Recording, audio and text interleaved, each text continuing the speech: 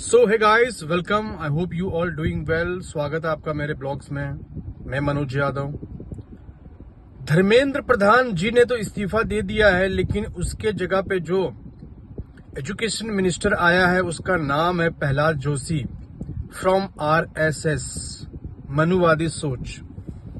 जितने भी बड़े बड़े नेता हैं अपने देश में बीजेपी के, नरेंद्र मोदी जी फ्रॉम आरएसएस, नितिन गडकरी साहब फ्रॉम आरएसएस, देवेंद्र फडणवीस साहब फ्रॉम आरएसएस, मोहन भागवत का तो पता ही है, वो आरएसएस के भाई चीफ हैं।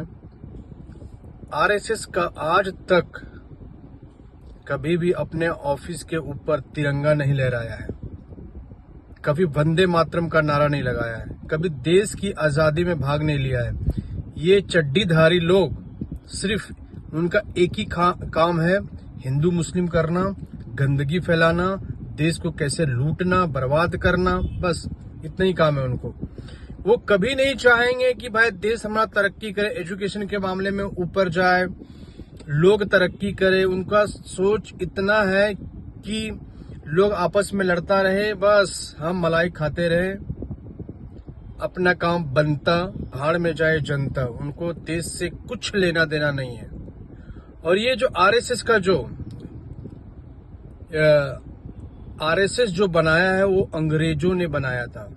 आरएसएस संस्था जो बना है वो अंग्रेजों द्वारा बनाया गया था डिवाइड एंड रूल के लिए, ताकि लोगों को आपस में हिंदू मुस्लिम जाति पाति के नाम पे आपस में लड़ाते रहो, हम अपना हिंदुस्तान का जो खजाना है हम लूटते रहे और अपना इंग्लैंड में भेजते रहे। सो आरएसएस ब्रिटिश का बनाया हुआ चीज है, हिंदुस्तान का नहीं है। और आरएसएस इतना बड़ा है, इतना पैसा है उनके पास, टैक्स फ्री है, उनके 0 टैक्स पे करता है इंडिया के लिए। तो भाई मतलब बोलते ना, वो आसमान से गिरे और खजूर पे जाकर अटक गए। धर्मेंद्र प्रधान गया, उसके जगह पे एक और सेम टू सेम मिनिस्टर आ गया। हमको व्यक्तिगत किसी से प्रॉब्लम नहीं, हमको सिस्टम से प्रॉब्लम है, हमको सिस्टम से लड़ना है। करप्शन जो है सिस्टम के अंदर है, लॉ एंड ऑर्डर जो हमारा है बहुत ही बेकार है, बहुत पुअर है। अगर हम एक कंप्लेन लिखाने के लिए जाते हैं, कुछ चोरी हो गया, कहीं मारधार हो गया, पुलिस वाले हमसे पैसे के बारे में डिमांड करते हैं। एक सिग्नल बाय मिस्टेक कभी टूट जाता है तो सीधा 1500 का फाइन होता है।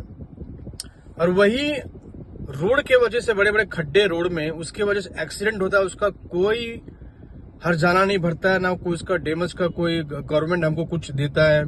और क्लेम करने भी जाओ तो माय गॉड इतनी प्रॉब्लम्स आती है, एनसी लेके आओ, ये लेके आओ, वो लेके आओ। और जब हम इंश्योरेंस लेते हैं तब कुछ नहीं चाहिए होता है, सिर्फ सिंपल एक डॉक्यूमेंट चाहिए होता है, नाम क्या है वो। और लेकिन जब क्लेम आप लेने जाओ तो दुनिया भर का मगजमारी।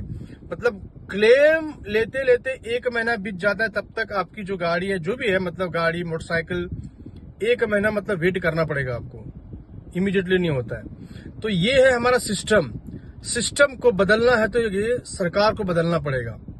और जब तक ये सरकार रहेगी प्रॉब्लम्स भी रहेंगे बॉस, कोई भी सरकार रहे। मैं ये नहीं बोलता कि वो पीछे वाला जो बीता हुआ सरकार था वो अच्छा था, ये सरकार बुरा है, नहीं नहीं नहीं, सब चोर है, ईमानदार कोई भी नहीं है। पिछले सरकार में भी चोरियां होती थी, इस सरकार में भी चोरी होती है, लेकिन ये सरकार सिर्फ निगलना जानता है, लोगों को कैसे मरोड़ना है वो जानता है।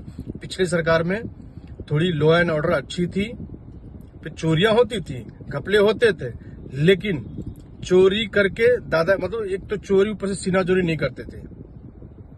सो गाइस, मैं आप लोग से रिक्वेस्ट करना चाहता हूँ, हिंदुस्तान की जनता से रिक्वेस्ट करना चाहता हूँ, चेंज स्पेशलिस्ट, ये जो रिटायर वाले एज के जो अंकल्स हैं, सब Narendra uncle, Amit Shah uncle, Nitin Gadkari uncle, ये सब जो दादाजी जो बन गए, इनकी बस की बात नहीं है देश चलाना। तो हमको इस सिस्टम बदलना है, और इसके लिए हम सब जेन जी को एकता होना पड़ेगा,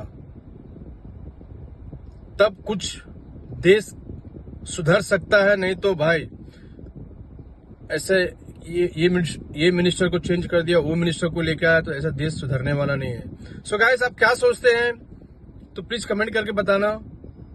थैंक यू वेरी मच। जय हिंद, जय भारत, टेक केयर।